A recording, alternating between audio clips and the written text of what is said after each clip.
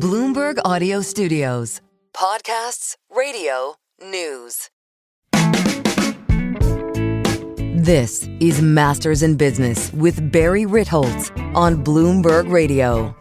This week on the podcast, what can I say? Ron Shaich is a legend in the fast casual dining space. He began with a single restaurant, a single cookie store, and eventually parlayed that into a series of acquisitions, mergers, expansions, ultimately leading to the Panera Bread concept, which now has 2,000 locations and does about $6.5 billion. He sold the company in 2017 or so for about $7.5 billion. He now runs Act 3, which is a fascinating sort of venture fund. One of their big firms is Cava, fast Mediterranean cuisine. What can I tell you? The guy is a brilliant operator, one of the best performing publicly traded CEOs in history, at least in the food and consumer services sector. He knows everybody from the head of Starbucks to Sam Adams to Shake Shack. All those people travel in the same circles. He has carved out his own unique identity in space, and I just thought this conversation was fascinating, and I think you will also. So with no further ado, my discussion with the former chairman and CEO of Bon Pain and Panera Bread, Ron Shaich. Ron Shaich, welcome to Bloomberg. Thank you, Barry. Good to see you. So those numbers are astonishing, and I also recall reading Panera was the best performing restaurant stock in the last decade. You were CEO, second best consumer stock on the S&P. Are those data points right? Yes, but to be clear, I sold Panera in 2017 and have not had anything to do with it since then. But I am today a lead investor and the chairman at Cava, helped take that thing public. We're going to talk about Cava. We're going to talk about Know What Matters, the book you wrote, Lessons from a Lifetime of Transformation. But let me roll this all the way back to your education. Bachelor's from Clark in 1976, MBA from Harvard in 78. Don't hold that against me. What was the career plan? By the way, you are not the first Harvard MBA I've had in the studio. Okay. I guess I would say to you this. I never really had a career plan. I had a drive to make a difference. And the challenge for me was whether that was going to take form as politics, which was a love of mine, or business. And I found over the years that when I was doing business, I brought a strategic or political context to it. When I was doing politics or political campaign management, it was a business. Put another way, a business is an election that never ends. A political campaign is a business that has one judgment day, the election day. That's fascinating. So there was a quote from you. Maybe this was from the book. You go to business school. You didn't know what an investment banker was? I didn't. No. I actually never set out to do business. I had been the treasurer of the student council at Clark, and I was tossed out with a couple of friends from a local convenience store. They'd suggested we were shoplifting. We weren't, but it was just a heavy security presence. And I came back to campus and I said, you know what? Why are we giving these guys our money? Why don't we create our own student-run store? And I was able to Campus co-op. Yeah, I taxed the student body. They agreed to it. And there was nobody else there to essentially build the store. I built it. There was nobody to run it. I ran it. And as a kid who really thought he was going to go to law school, like you, Barry, and had never, I couldn't dance. I couldn't sing. I discovered. How's your outside shot? My outside shot is better than how I dance, But I have to tell you, I have to tell you that I had more fun. It was the most creative endeavor I had ever been involved in. It's live performance art. Yeah. And I love food. I love retail. I love running the place. I love the people. And it became sort of a way I lived my life. That's really fascinating. So that tees up what becomes at least the first part of your career. Tell us about the work you did at a cookie company. Oh, I started a cookie company. So I got out of business school. I took what I call the third year of the MBA. I went to learn. I went to work for a company called Coal National and help run a part of their company called the Original Cookie Company. I remember that. Do you? Oh, yeah, sure. It was in the malls. Yeah. Right. That's right. Yeah. I was a district manager. I was running stores. I came back. Dan Quayle. I remember I was in Indiana and there was a Dan Quayle for the U.S. Senate billboard up, and I came back and wanted to do political campaigns, and I couldn't get a job, and I decided I was going to try to open my own cookie store. And in at that point, all the cookie stores were in malls. I said, let's open it where there were lots of people. In Boston, there's a place called Park Street Station. It's the entranceway to the downtown and the financial district. I thought, why don't I open a cookie store there? And in fact, I ultimately found the job in political campaign consulting, but while I was down in D.C., I was offered a location near Park Street Station. I had thought I'd come back one day a week. I ended up creating this cookie store. That was a 2-day-a-week, 3-day-a-week endeavor. I never went back to D.C. to run campaigns. And that cookie store later was merged with Au Bon Pain. And that company, which we created in 1981, was the company I sold for $7.8 billion, literally, in 2017. So let's go back to that acquisition. You again, and I don't remember if I read this in the book or somewhere else. Nobody buys cookies before noon. This is a challenge, yes. Right? But croissant and baked breads and other goods like that, that's perfect breakfast fare. Was that the obvious, let's combine these two, we'll cover the whole day, as long as we're paying rent for 24 hours? Well, yeah, I mean, I'm running this cookie store for about 6 months, having the time of my life. But as you said, nobody was buying cookies before 12 noon, and I had about 50,000 people a day walking by me. So I said, what can I put in here that could represent a product that would appeal to people in the morning? And I decided to become a licensee of a French bakery. And there was a number that were actually in that business. I hooked up with a group called Au Bon Pain. And they had, at that point, 3 bakeries. They had, at one point, opened, I think, 13 of them, closed 10 of them. I didn't fully understand they were on the edge of bankruptcy, but I did a deal with them. I became their licensee for this 1 square block. So a little background about that. The predecessor of one of the companies, and I don't remember if this was Au Bon Pain or something else, was Pavilier, a French manufacturer of ovens. Pavier. We got to work on your French, Barry. Je parle peu, but not very well. If I'm going to Paris, I'll bone up. But Parlez-vous français? Un petit peu. Un petit peu. So they were setting up bakeries in order to sell their ovens. It sounds like you said, hey, forget the ovens. Let's sell the baked goods. Well, actually, Pavier founded Au Bon Pain. A group bought the company. Mm-hmm. It was led by the man who became my partner of over 2 decades, a gentleman named Lou Kane. Lou Kane and his partners bought the Au Bon Pain from Pavier. And to be clear, they essentially thought they could grow this across North America, and there were sort of delusions of grandeur. They were right. They just had the wrong operator. They had the wrong operator. They had probably the wrong concept, and that's what led them to borrowing a great deal of money against their own personal real estate. And as I said, opening 13 units, of which by the time I came along, they had closed 10 of them.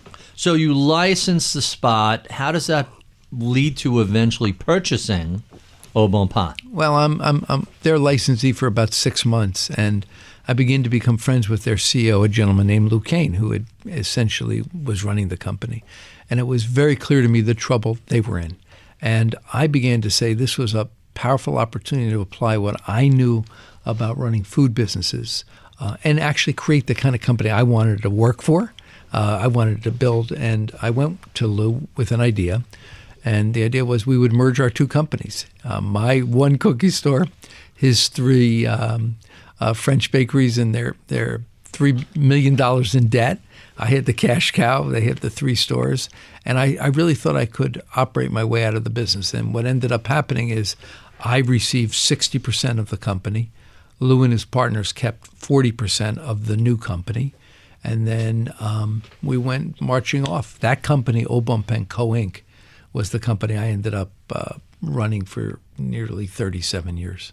So 37 years, and along the way, you IPO in 1991. 27 years as a public company CEO, Barry. Longer than Cal Ripken played baseball. That's unbelievable. And I'm still standing. That's weak knees, but I'm still standing. You know, Warren Buffett and Jamie Dimon, probably your two competitors. Well, someone said I longevity. had a better performance than Warren Buffett in my last 20 years as a public company CEO. Mm-hmm. Well, he's backloaded, so he began strong and then did okay afterwards. Yeah.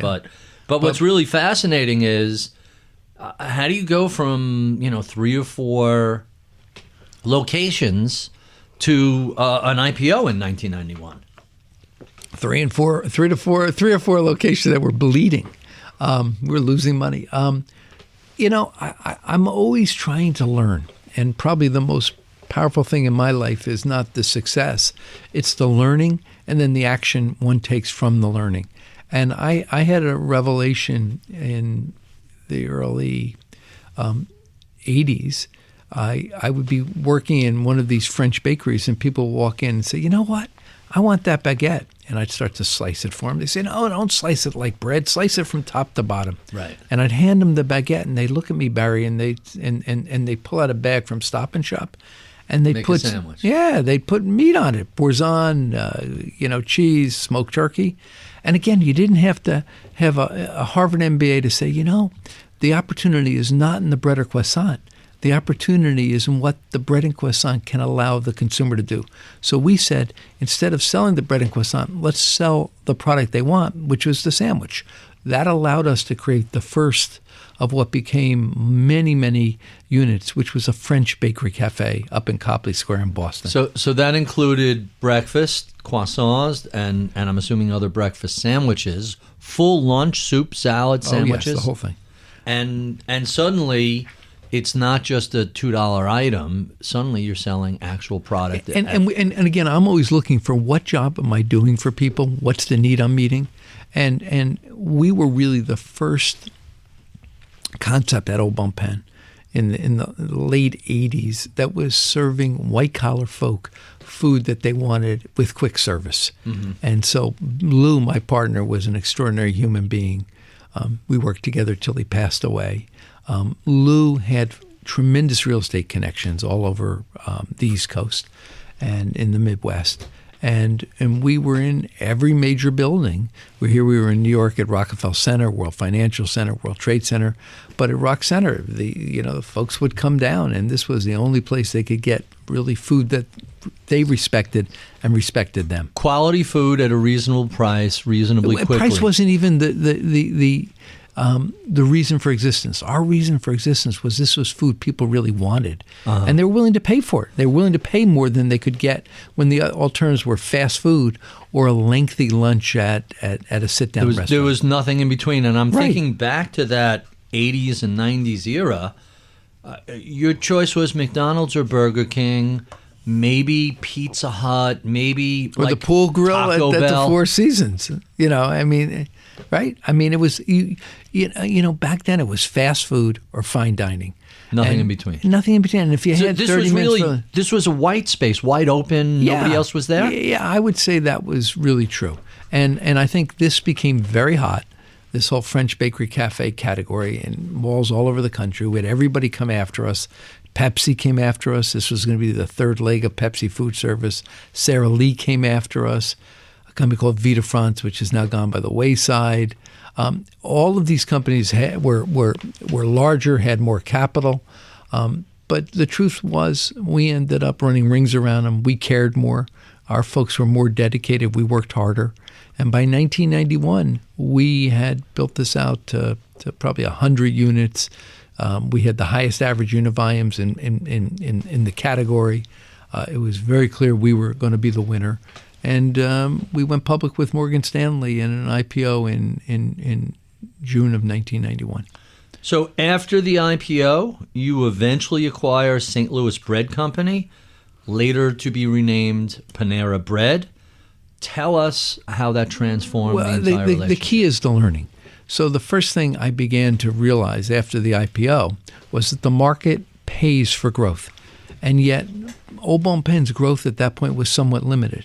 Au Bon Pain was at its best in these urban locations. It didn't work in the malls in LA. Right. And so we expanded into a number of different other businesses. We built an international business. If the Au Bon Pain was the best in the United States at high-density urban feeding, there were more locations outside America. We built a manufacturing business. We were manufacturing all of our product, and we were selling it also in supermarkets across Product meaning food or ovens and baked kitchen goods, equipment? baked goods, not kitchen equipment, baked goods.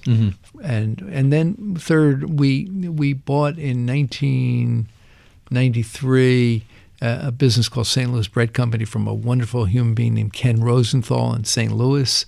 It was 19 stores at that point, and I thought this would be the gateway to the suburban marketplace.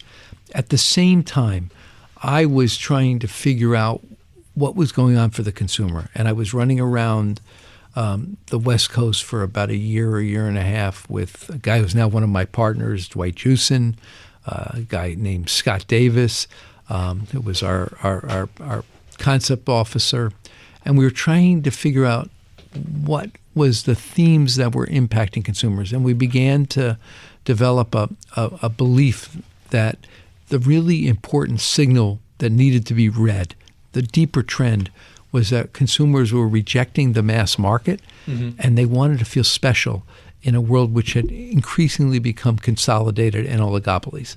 Think coffee and Miller or think coffee and Folgers and Maxwell House, beer Anheuser-Busch and Miller. Think soft drinks, Coke and Pepsi. Every one of those in the early 90s had a reaction.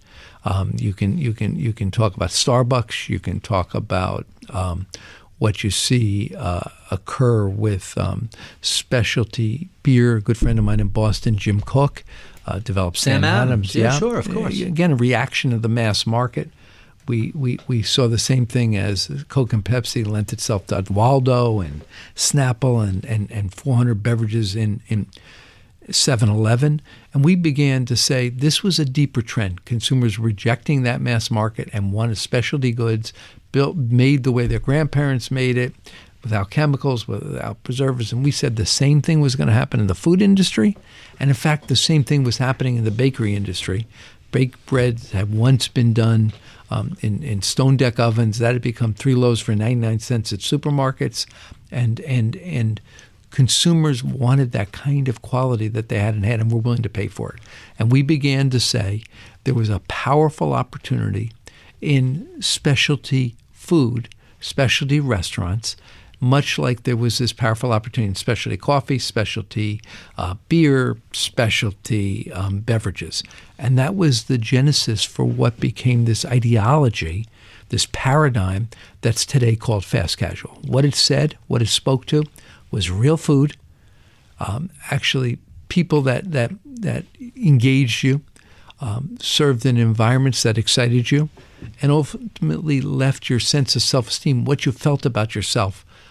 It elevated it as opposed to depleting it as fast food did. The currencies of fast food were a lot of food for not a lot of money. The currencies of fast casual is let's do something better for a bit more money. And the result, that category, that understanding is today a $300 billion category. So we let's did talk. it, just to finish it up, we did it. Howard Schultz came along about that time.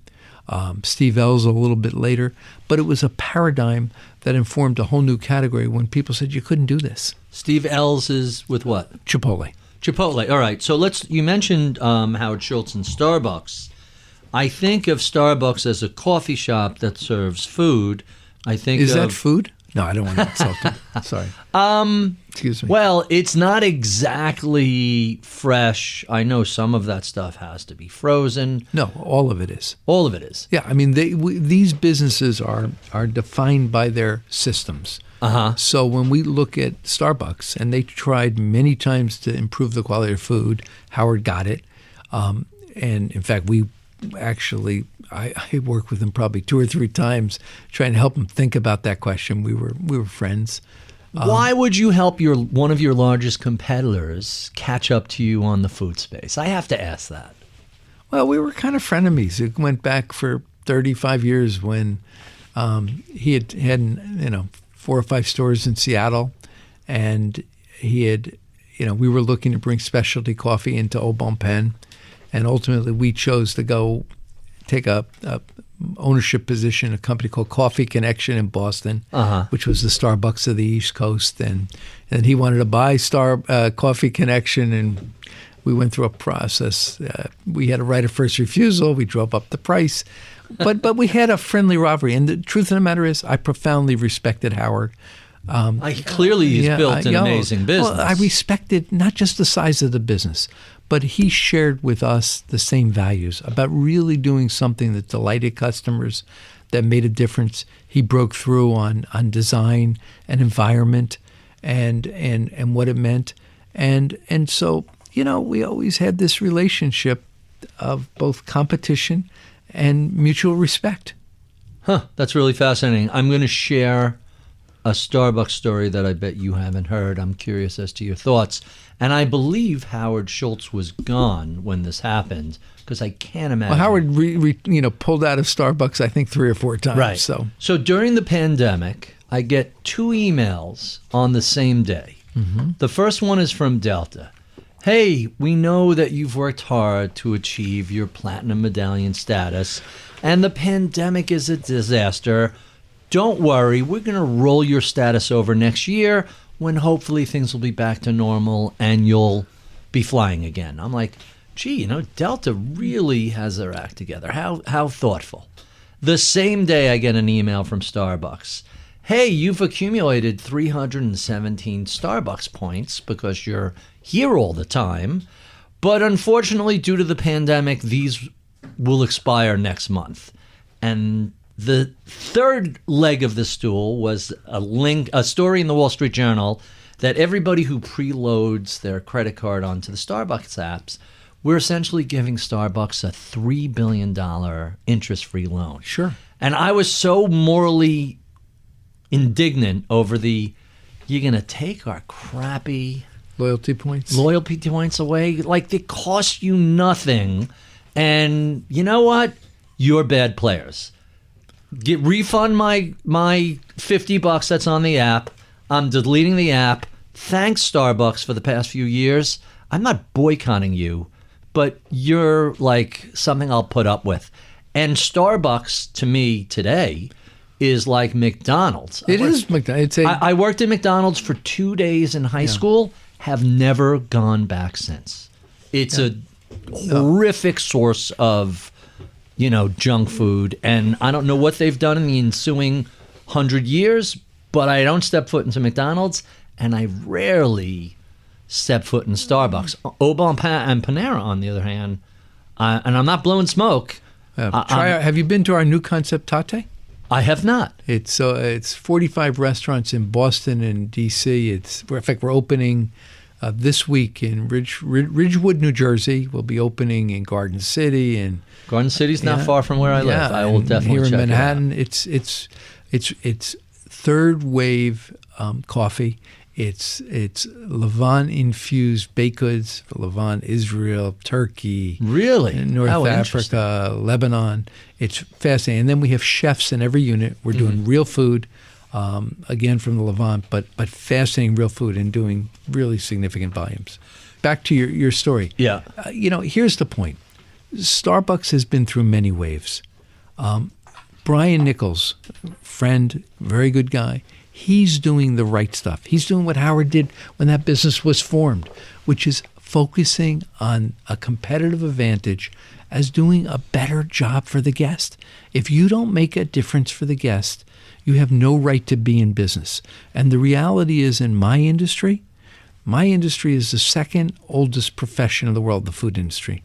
If you don't have a competitive advantage, a reason the customers are walking past your competitors to choose you, all you're going to do is going to get your market share. And when you get your market share, this is dirt farming. Right. And that's ultimately what happened to Starbucks. And what Brian is trying to do is reassert its points of difference, its specialness, in a way that delights guests and gets them to come back. And when you tell your story of Starbucks, it speaks to how Starbucks was actually diminished by management. It's bad profit when you're abusing customers, and it's good profit when you're making a difference in the lives of your guests. You have such a fascinating background, and you've dealt with so many really interesting people in competitive space. We talked earlier about you being frenemies with Howard Schultz and Starbucks.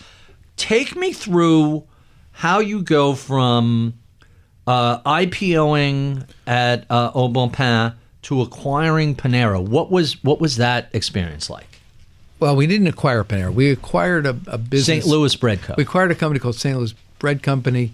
We recognized the ideology and power of what would later be called fast casual, real food for real people. We ended up using St. Louis Bread Company as a test laboratory to apply those principles. We changed everything. We took a unit doing $1 million a year. We added breakfast. That took us to $1,250,000. We changed the environment in big ways. That took us to $1,750,000. Added a gathering place segment. And by 1995, I realized the name St. Louis Bread Company was the wrong name to take national, and we changed the name to Panera Bread. And the big and very important step was really in 1998. I, at that point, was running a public company with 4 divisions: Au Bon Pain International, Au Bon Pain Manufacturing, and this thing called Panera Bread. Panera was the 3rd largest of them. I have to tell you, I would look at Panera and say, this brand has the potential to be nationally dominant. And it wasn't at that point, but it had it. It had consistent volumes. And I was struck by the degree to which the folks that were running it didn't really understand what growth was going to take and what was going to hit them. And I was deeply worried. And I was down in the Caribbean with a friend, and I was lamenting. I was kind of bummed about it. And she looked at me and she said, "Ron, what would you do if Panera owned Au Bon Pain, the company? The name of the company was Panera, and it owned all those other divisions." And I looked at her and I said, "You know what? If I had any guts, I'd monetize every asset we have. Panera is the gem. It could be a nationally dominant company. I would take all the capital from those other businesses. I'd go down there myself and make it work, and I'd bring the best human capital we have." And I'm this kind of person, if I think about something long enough and I say I'm going to go do it, I go do it. It took me 3 months. I made the decision to go do it. I brought the idea to my board. They thought I was crazy. They all had hired on to this company called Au Bon Pain and not Panera. But eventually they gave me the room to do it. It was a bet your job kind of proposition. And over the next year and a half, we sold every other business but Panera. And wow. I ended up with Panera, a bunch of cash, maybe 180 stores. And I moved a new wife down to St. Louis, Missouri, and off we went and running Panera. And 10x'd it up to 2,000 stores, which, how long did that take? Well, I will tell you, from that point forward, the stock was up 100-fold. Wow. And in the early, that happened in, I guess, 99, early 2000s, people would say to me, "Ron, why didn't you tell me?" And I'd look at him and go, "How did I know?" I'd look at him and say, "Yo, I was telling you." Nobody wanted to listen. And the truth of the matter is, for at least a year, you could have bought my stock at $3 a share, right, which is what it was trading at that point. You could have bought my stock at $3 a share by the wheelbarrow load. And what did you have in cash at the time? A couple $100 million. So $1 or so in cash, a share of cash. Yeah, so you're risking $2. Yeah, you could have bought it, split adjusted, but you could have bought it. That stock ultimately $3 a share then traded for $3.15 when we sold the company 17 years ago. And that was $7 billion plus. Yeah, 7.8. Wow, that's almost $8 billion. And I'm not sure if this is true. According to Perplexity, Panera is either Latin or Spanish for breadbasket. Is that right? Yeah, it was actually an empty vessel where we could put a personality into. Okay. So we weren't looking for a name. There's no Joey Panera. It's not my cousin. Right. It was really a vehicle to produce an identity that was rooted in some of you who were around Panera know Mother Bread. So 99, everything gets sold off. You accumulate all this capital. At what point did you start to get the sense, hey, this is going to work? Did it take a year or two? I know. I actually knew back then. From day one, no, you're like, this can't fail. It's not that it can't fail, but I see something. I can feel it. And, my definition as an entrepreneur is I'm a risk avoider. I'm not a risk seeker. Mm-hmm. But to me, the greatest risk is blowing a powerful idea, is blowing a market niche that I can see and taste. Mm-hmm. And it's beholden on me to fulfill that. And I can literally remember understanding what we had with Panera back then and knowing what it could become and knowing we had this obligation to help it fulfill its destiny. I could feel it. Huh. That's really fascinating. So 2017, you sell out to a private company. Whoa! Wait, Barry. We got a few years. So we got about 20 years, and so how do we get from 99 to 2017? 20 years, 1,500 restaurants, and 100x in the stock price. So what was that? Tell us about those 2 decades. What was it like growing from 50 stores to 1,500 plus? It was a lot of work and a lot of fun and wonderful people who shared it, who believed in it deeply, who cared about it. It was a focus on the guest. It was a focus on something we call concept essence, this brand's role in the world. And quite frankly, we really, over those roughly 20 years, stayed highly disciplined. We were never about liquidity. We were never about trying to sell the company. We were about running a great company for our guests, producing high comp store sales through good days, through the Great Recession, going through all of those ups and downs. And we stayed true to that. We ended up having very strong comp store sales, very high ROIs, and we ended up building a massive organization. What was the biggest challenge during that ramp up? Because we have all seen companies either overexpand or expand into the wrong food categories or the wrong geographies. Like, how challenging is that process, knowing that, hey, either this is great or it's a disaster? There's almost nothing in the middle. Yeah, I it's really funny. To me, running a company, whether a small or a very large company, is all about discipline. Mm-hmm. And not getting ahead of your skis. I never wanted to be a company that had to go through layoffs. I never wanted to be a company that had to close stores. So I kept trying to say, how do we run this thing with discipline on what matters? That is satisfying the guest in a way none of our competitors could. How do we create differentiation? Competitive advantage is everything. How do we create an experience other people can't do, with food other people can't provide, with a culture and an experience when you walk in the store that other people weren't offering? And it was that focus on that never broke in those 20 years. And I think anybody who worked for me knew that. Huh, that's really fascinating. So now, 1,500 stores, 17 years later. Maybe we're 1,700 stores, but keep going. Okay, you're so missing a few almost stores. Almost 2,000 stores today. Yeah. What led you just to decide, all right, these guys really want to throw a dumb amount of money at me? I'll take it. Well, we have to make one stop along the way. Okay. So as I told you, I have this other love, politics, and trying to fix the world. And I fundamentally believe, as in business, the ability to think long term is what was the key to Panera and the way we approached it. I also think that in our civic society, being able to think long term and come together as a country is powerful. I would often think the Chinese have 20-year plans, and we can't agree on a budget for 20 months, and today we can't agree on tariffs for 20 hours. But the truth of the matter is, back in 08 and 09, I felt this desire to take what I'd learned in running large organizations and apply it in civic society. And I had some discussions with the Obama administration. I couldn't step down to do that because of my commitment to Panera. And I made the decision I wanted to step down, jump off the high diving board, and see what it felt like applying myself elsewhere. I made that decision. I stepped down as CEO, stayed as executive chairman. I created something called Panera Cares, which were these cafes of shared responsibility, no set prices. It was quite an interesting experiment in humanity. We opened 5 of them.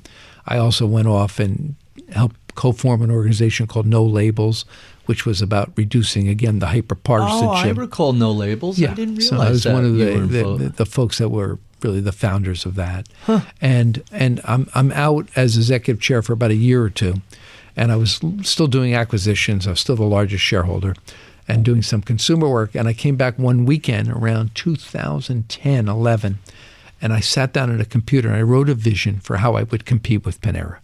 And that vision essentially called for digital access. None of that existed in 2011. It called for loyalty. Very little of it was in this country. Tesco had formed it in the UK. It had come to Kroger. We called for loyalty. We called for omnichannel. Loyalty meaning like reward system? The reward points, that system, stuff? yes. Yeah. How do you find a way to build a deeper personal connection with guests? It called for clean food, free of all artificial chemicals, preservatives, So and the minimal processing, Yes. and very little additives, if any. If any, exactly. And then an omnichannel approach. And I brought this memo into my very dear friend, gentleman I love, Bill Morton, who was our CEO. He'd been my CFO for 2 decades. And I shared it with Bill, and he took a look at it and said, "Would you go work on it?" And I said, I would. And a year later, the executive chairman is working I'm working 80 hours a week, having the time of my life, building up a prototype for technology and digital access and clean food. And Bill comes to me and says he can't travel. Would I come back as CEO? We fought over for about a year. I didn't really want to come back and do what I had done as CEO. But he couldn't travel, and it was required. So I came back as CEO. I put all that plan in place. It was horrific. At Panera? At Panera, oh yeah. And it did not work? No, wait. I spent $150 million. It was the transformation was huge. Okay, so it did work. Well, let me get there. I mean, I had activists along the way. One of my partners in Act 3 today was the activist who attacked me. I had a lot of fun with him. I could never tell anybody I actually respected him. Name? Noah Elbogen. Okay. Yeah, but I couldn't tell anybody that, but I actually grew to like him. And today he works with me.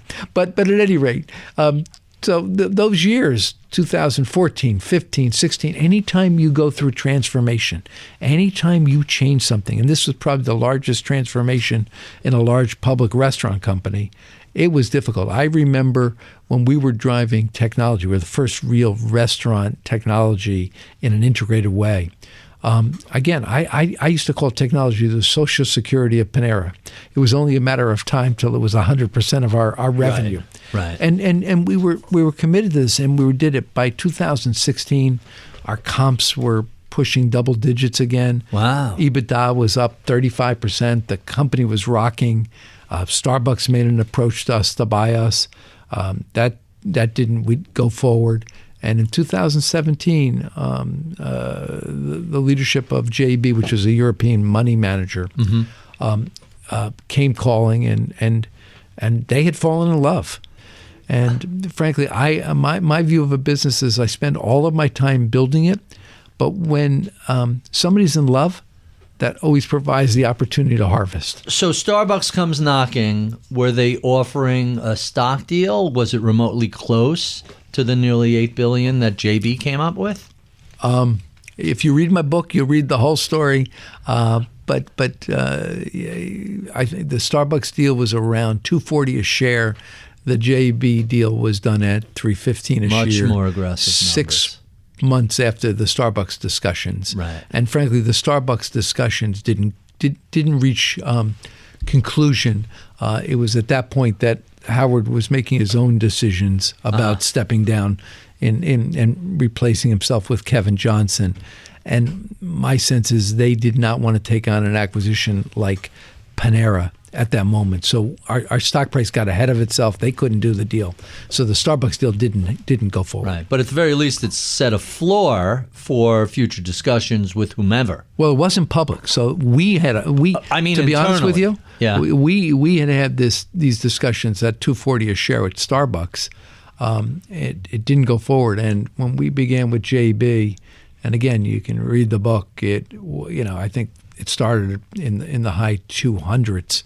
By the time we were done, they were paying $315 for it. Wow. And the book is Know What Matters, Lessons from a Lifetime of Transformations. All right, so let's talk about Act 3, which I don't mean that in the Shakespearean sense, but you launched Act 3 Holdings to invest in new brands. Tell us about the motivations for that. Well, after I had sold Panera, I didn't know where I was headed. There was discussion with JB about joining them as a partner.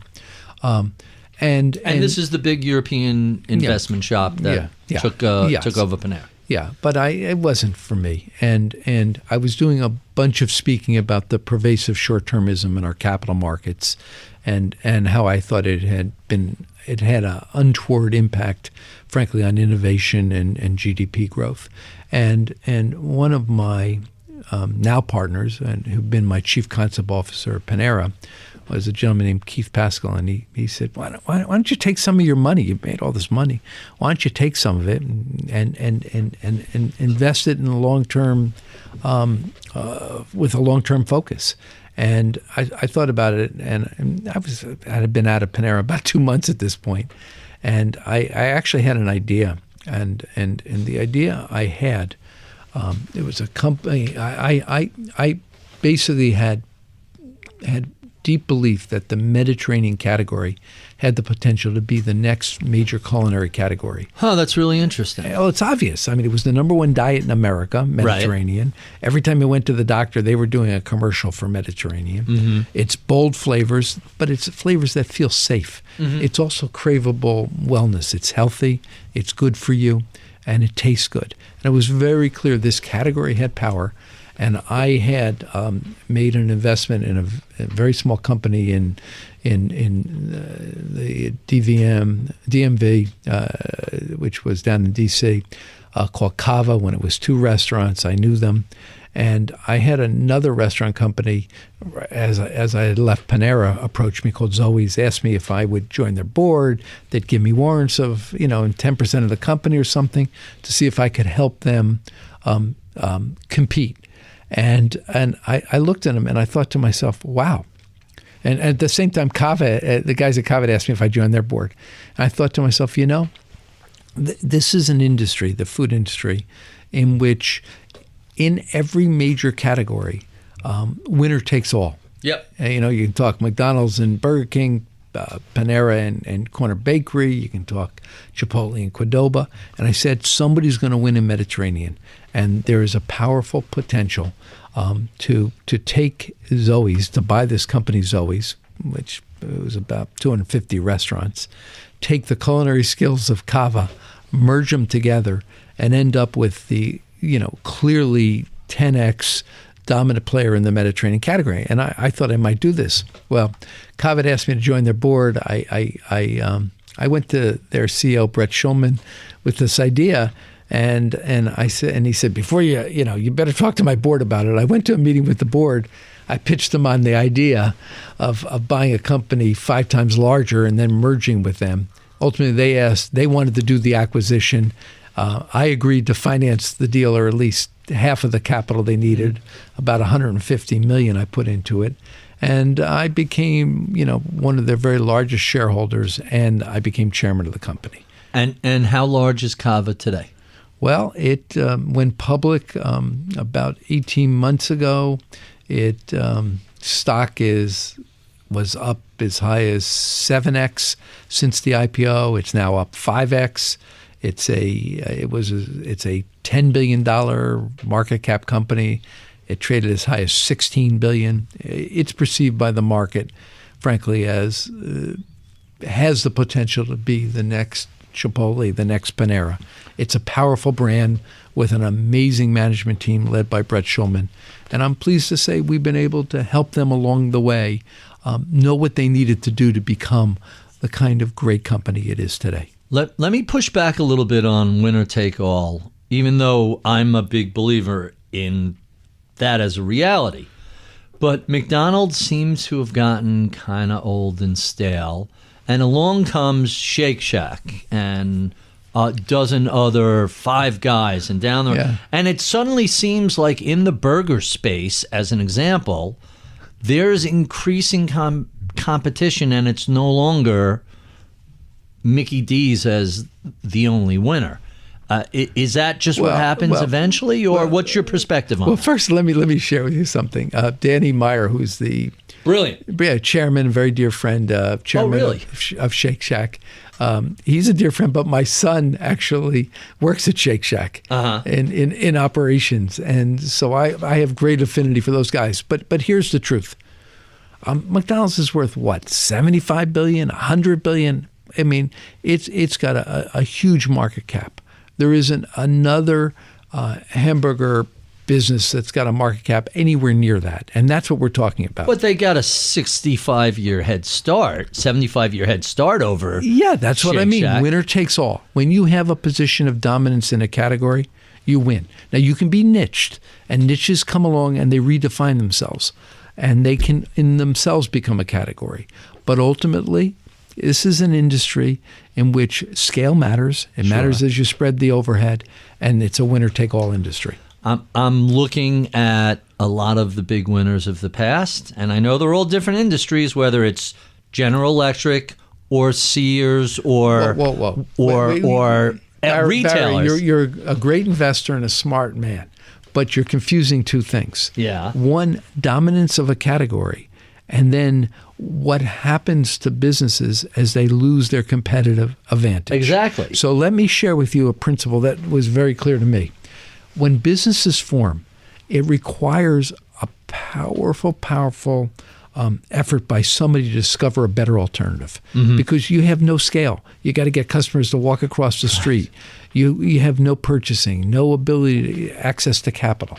When a business starts to get some success because it's actually worked, capital comes in.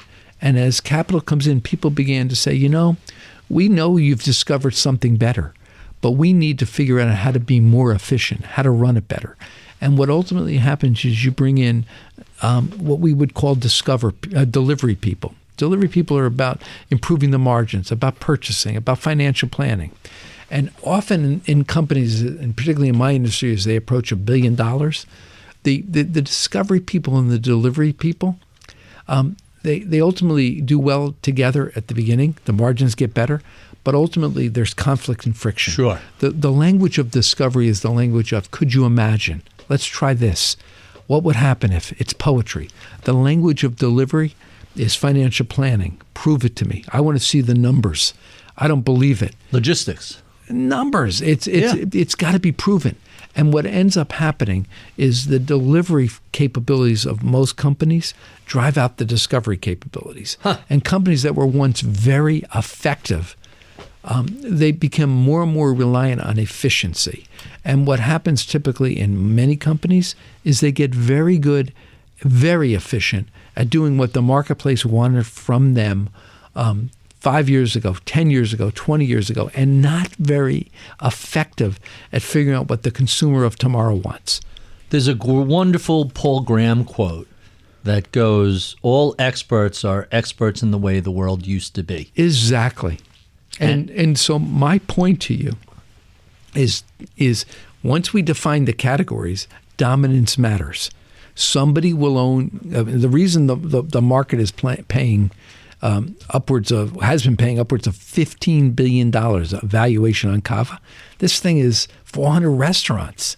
I mean, we've had valuations of $30 to $40 million a restaurant. What is the market paying for? They're paying for the future. They're paying for an expectation that this business will take form as one of the great companies in this country.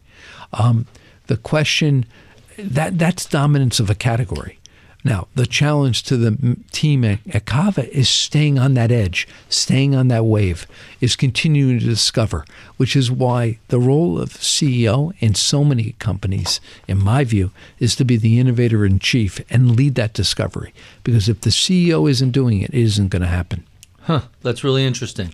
So I want to talk about some of the companies that Act 3 has invested in, but let's get a little broader view. Tell us about Act 3, what are you doing? What's the philosophy here? So after we helped form the modern Cava, and invested in that. I had also had a company I had bought for Panera called Tatte, which a large stake in it with its founder Zeridor. When I left Panera, I took with me Panera's interest in Tatte, and we decided to take our own money. I took roughly $250 million of my own money, and a number of people who decided to join me, they co-invested, and we decided to put that money to work investing in growth companies with a couple of very simple principles. The number one principle was founder-friendly capital. We think that in growth concepts, the last thing they need to do is do fundraising as if it's an annual life cycle event, literally.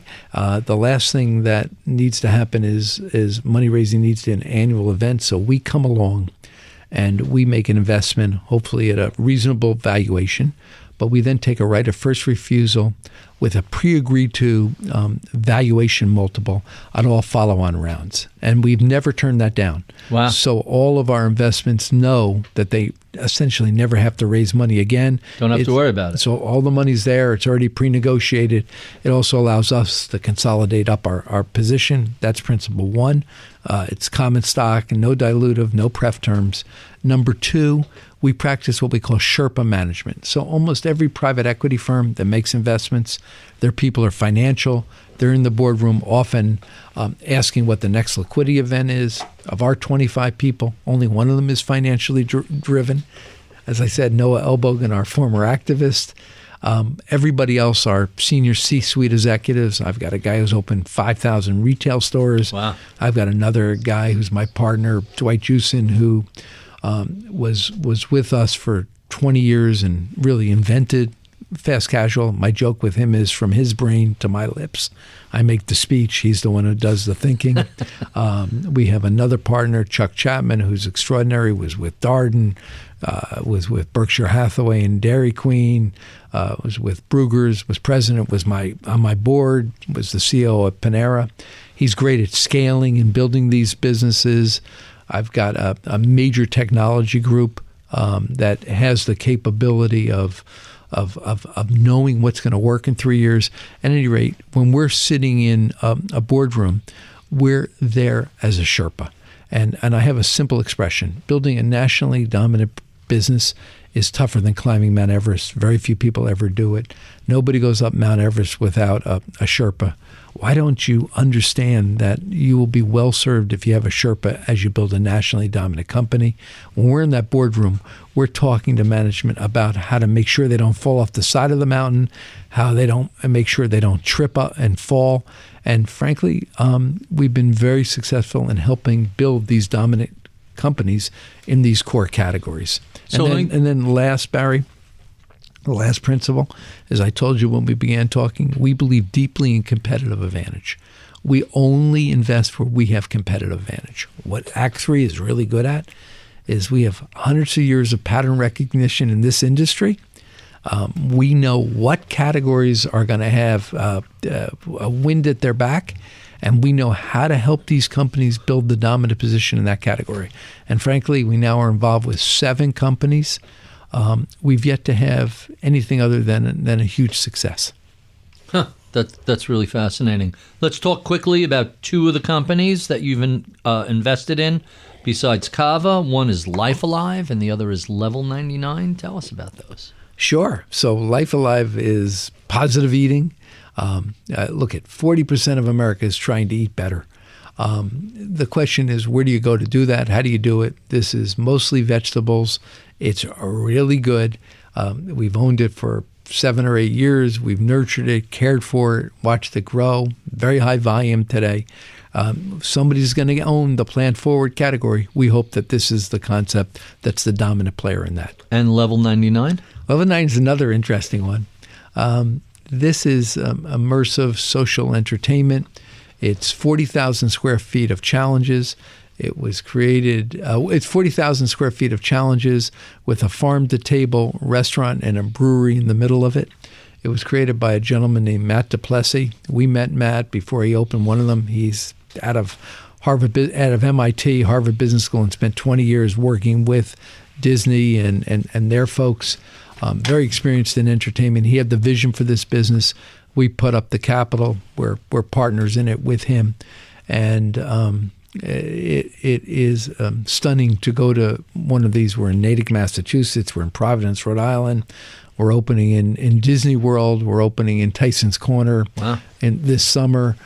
You'll see us in locations across America. This is the kind of business. We'll have 3,000 people on a Saturday night. It's an unbelievable experience. And with extraordinary margins. It may be one of the best businesses I've ever been involved in. Wow, that's amazing. All right, I only have you for a few moments, so let's jump to our speed round. 5 quick questions, 30 seconds each, starting with, what's keeping you entertained these days? What are you streaming or watching or listening to? Well, what's keeping me entertained is my kids. Yeah. I have a 26-year-old and a 21-year-old, but what I'm watching, the thing I just finished was watching White Lotus with my son. Mm-hmm. I loved it. I mean, we have a house on an island called Jumbie Bay off of Antigua, and it reminds us of where we live, and just what really goes on between people is always the most fascinating to me. I love people. Tell us about your mentors who helped shape your career.